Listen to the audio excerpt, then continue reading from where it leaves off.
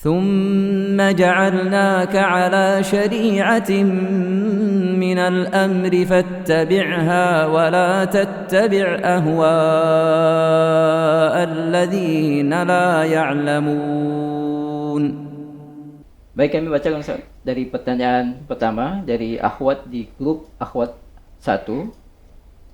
Ustaz, jika ada seseorang akan menikahi wanita tetapi dia pernah mengucapkan bahawa dalam setahun ke depan saya akan menikahimu jika sudah terkumpul uang sejumlah 30 juta rupiah.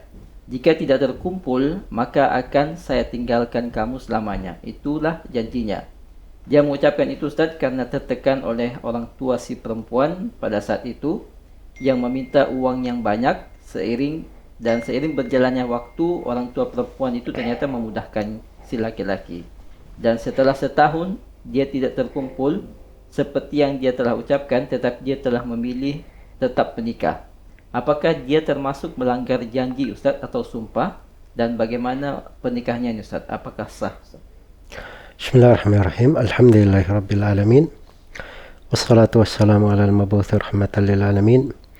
Nabiyina Muhammad wa ala alihi wa sahbihi wa man tabi'ahum bi ihsanin ila yaumiddin, amma ba'd.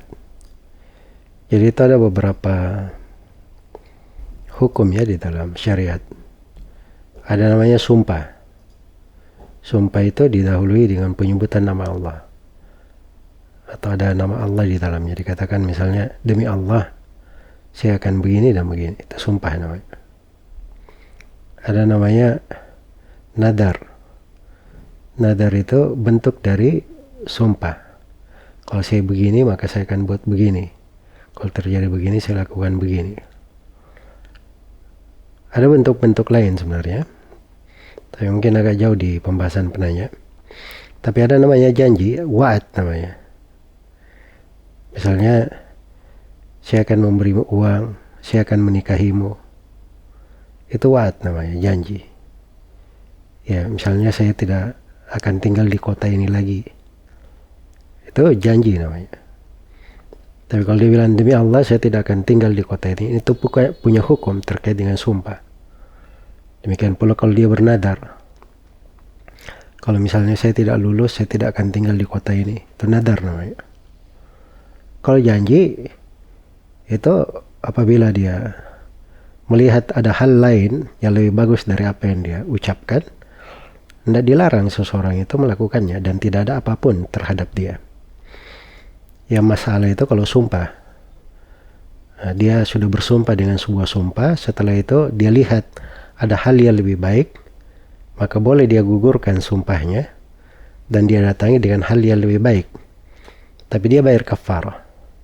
Sebagaimana telah syah dari Nabi SAW dalam hadits riwayat Bukhari dan Muslim, "Man halafa bi yaminin fara'a ghairaha ahsana minha, falyati alladhi huwa khair wal yukaffir an yamini." Barang siapa yang bersumpah dengan sebuah sumpah, lalu dia melihat selain daripada itu lebih baik, maka dia datangi hal yang lebih baik itu dan dia gugurkan sumpahnya. Jadi kalau sumpah saja boleh seorang lakukan hal yang lebih baik, tapi dia bayar kafarah.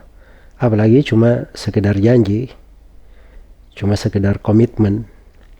Ya, namanya hari-hari kehidupan manusia itu berubah. Ada hari ini dia pandang itu bagus, ternyata besok itu nggak bagus.